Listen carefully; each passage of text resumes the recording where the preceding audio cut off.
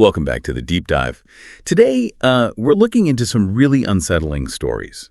Real-life incidents from college settings. These aren't just ghost stories, They're first-hand accounts, things that happen to real students. They kind of challenge everything you think about safety, especially in places you assume are secure, like a dorm or shared house. So we've gathered these accounts from different places, and we're going to unpack them, see if there are common threads, maybe some lessons.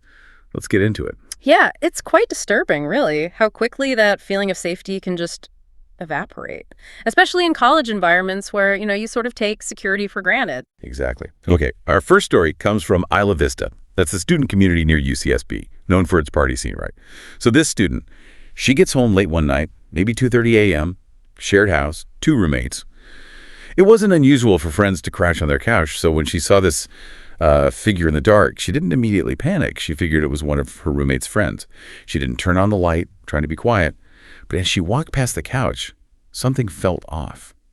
The person was lying really stiff, like unnaturally still. She said there was this weird energy.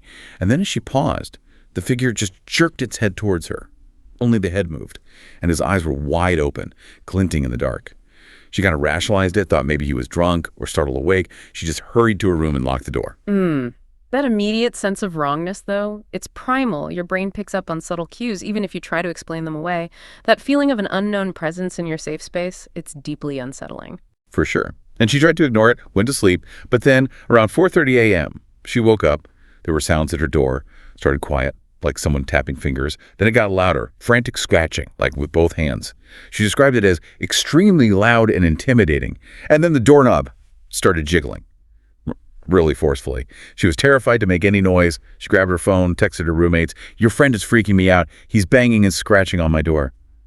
But no reply. That escalation is key. It's not just an attempt to get in. It feels like psychological torment. The scratching, the jiggling, it's drawn out, designed to terrify whoever is on the other side. That suggests a certain kind of intent. Yeah. So texts weren't working. She finally called one of her roommates. Roommate answers, all sleepy. Then everybody was like, "Deal with that guy on the couch. He's trying to get in my room." And her roommate's voice just goes cold. "What friend? We didn't have any guys over." Oh, man. Can you imagine that moment? Realizing it's a complete stranger. She screamed at her roommate to lock her door. Just then, the scratching on her own door stopped. But then she heard it start on the roommate's door. Loud banging, screams from inside that room. She said the blows sounded heavy, like he was really trying to break it down. She called 911. The dispatcher apparently picked up on the sheer panic in her voice, stayed on the line, then back in her room. It went quiet again.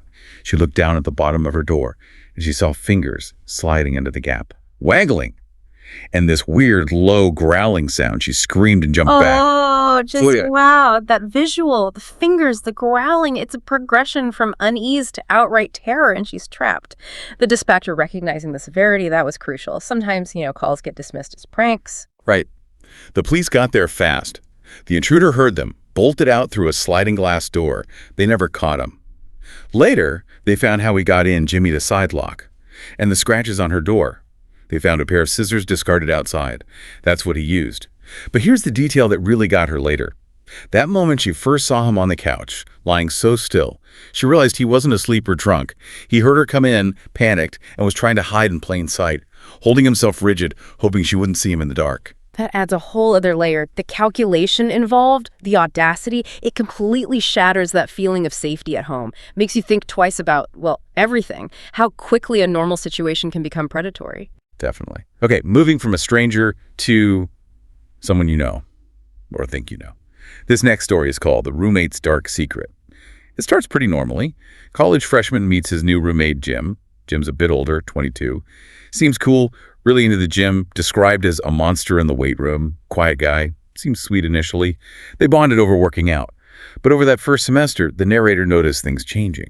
Jim started picking up, quote, negative qualities. He became an incredible liar, like unbelievably convincing. The narrator said Jim was juggling 4 girlfriends at once, none of whom knew about the others. He only believed it because he saw proof. It was this gradual shift. It's fascinating, isn't it? How someone's personality can appear to curdle. People can maintain such convincing masks. These small changes, the lies, the manipulation, they often get overlooked until something major happens. They're red flags in retrospect. And something major did happen. Halloween night. Narrator gets back to the dorm late, finds Jim in bed, crying. which was totally out of character. Jim tells him one of his girlfriends, Jessica, was found murdered. The news report was brutal. Found in a cornfield, no hands or feet cut off with a serrated saw. Corn husks shoved down her throat, just horrific. Then, as the narrator's in the bathroom, washing his face, reeling from this, he glances in the mirror, and he swears he saw Jim, standing in the doorway behind him, grinning, ear to ear. After Jessica's murder, Jim completely changed. Started skipping all his classes, drinking a lot, spending even more obsessive time at the gym. He also started taking frequent trips to his family's camp in the Adirondacks. And around the same time, there was this string of disappearances in the area, really disturbing stuff. A young professor's aide vanished. Her dog was found hanged by its leash on her door. Then 3 women who were out bar hopping disappeared together. Only thing found was one of their lip rings in the parking lot. And maybe the creepiest. A pregnant woman was kidnapped from her apartment. She left a handwritten note behind it.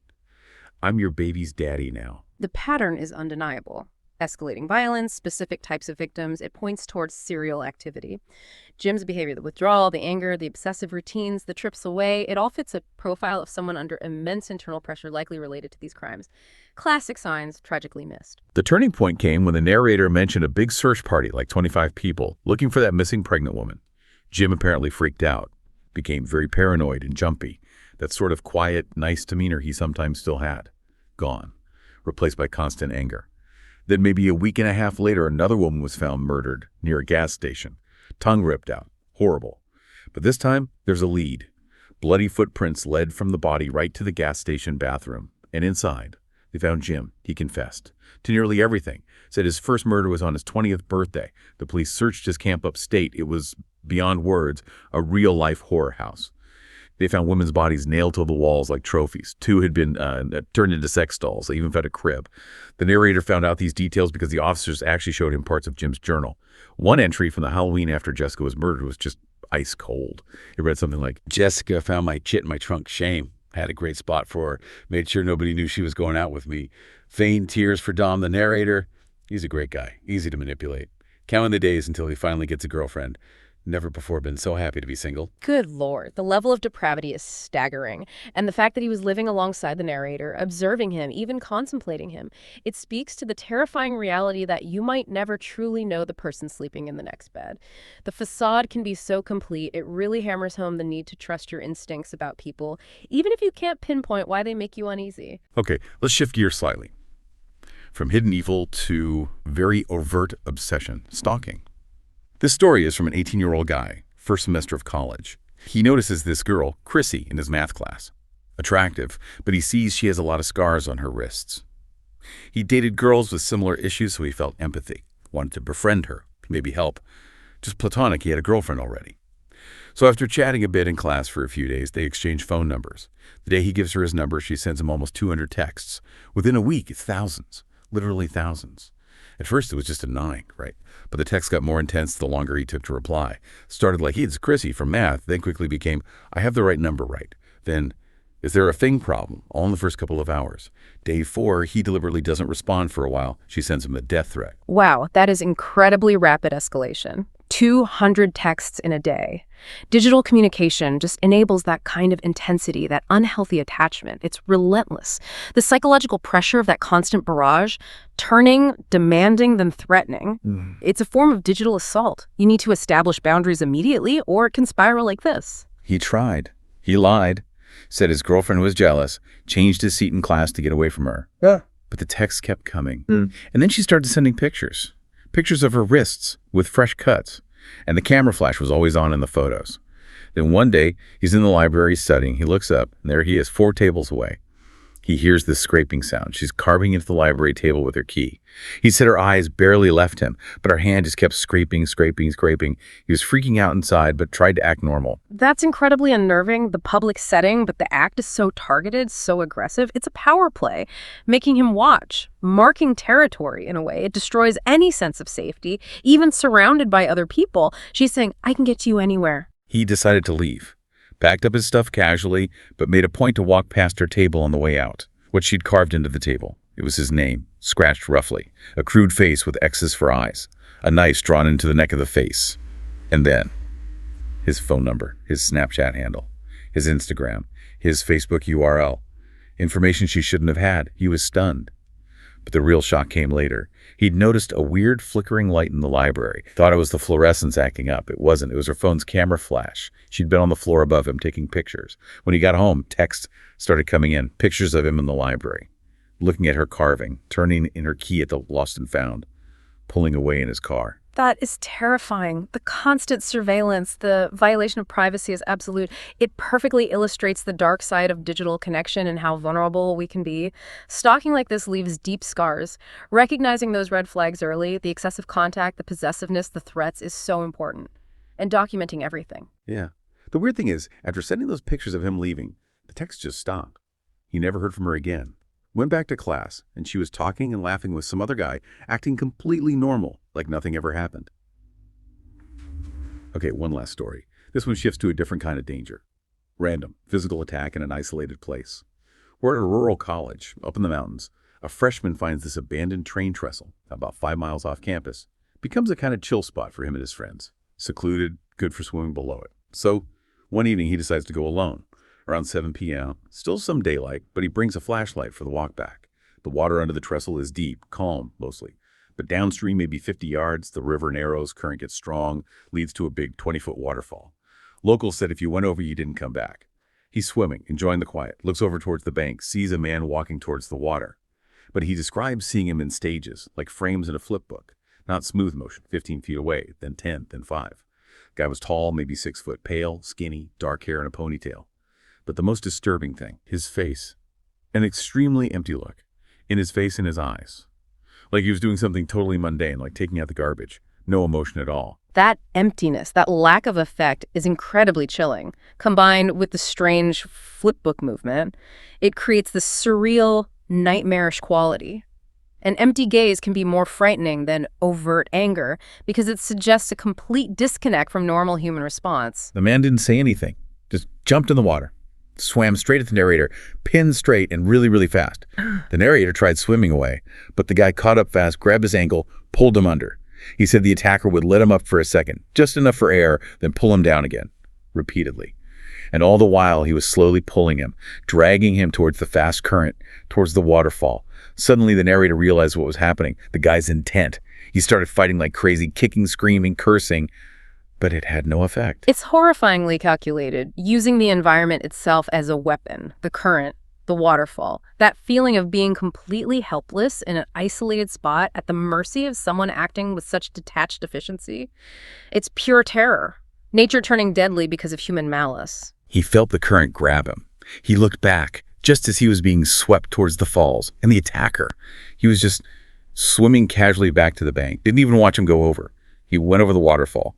Was submerged for a long time, thought he was done for. But somehow, incredibly, he managed to grab onto a big log underwater, used it to push himself away from the force of the falls and surface downstream. Then he had that long, terrifying walk back to campus. In the dark, no flashlight, convinced the guy was following him, coming back to finish the job. The next year, a football player from the college drowned going over that same waterfall. The official story was extreme current. The narrator always wondered. It's just sheer luck he survived. It highlights the terrifying randomness of some violence. No clear motive, just an attack. And the lingering fear, the psychological impact that stays with you. Even if you can't prove a connection, like with the football player, the doubt remains. It poisons the place, the memory. So 4 incredibly disturbing stories. What ties them together? What do we take away? I mean, these are extreme, obviously. But they really show how danger can just appear anywhere, even places you think are the safest. College campuses, your own home. Exactly. And a key thing is intuition. How often did the victims in these stories have that initial feeling that something was wrong, but they dismissed it? These accounts, as awful as they are, can be lessons in situational awareness. Recognizing red flags, trusting your gut, understanding that normalcy can shatter in an instant. Yeah, we saw the home invader who hid in plain sight, the roommate concealing monstrous secrets, the stalker whose obsession escalated terrifyingly fast, and the completely random, motiveless attacker. Different threats, same shattering of security. And the psychological toll is immense. It changes how you see the world, how safe you feel. It forces us, maybe uncomfortably, to think about our own safety. How aware are we? How do we react? It's definitely heavy stuff. But talking about it, understanding these darker possibilities, it's important. Not just to be safer, hopefully, but to have a clearer picture of, well, the world. Which brings up a tough question for everyone listening, I think. How do you tell the difference between genuine danger and just feeling vaguely uneasy, especially when things are ambiguous? And what practical steps really enhance safety without making you live in fear? That's absolutely something to reflect on. Thank you for joining us on this very deep dive into some truly chilling events. Keep thinking critically, stay aware, and please stay safe. And hey, if you found this valuable or just appreciate exploring these kinds of stories, please consider hitting like, share this with someone who might be interested, and subscribe to the Horror Docs channel. We appreciate the support. We'll catch you on the next one.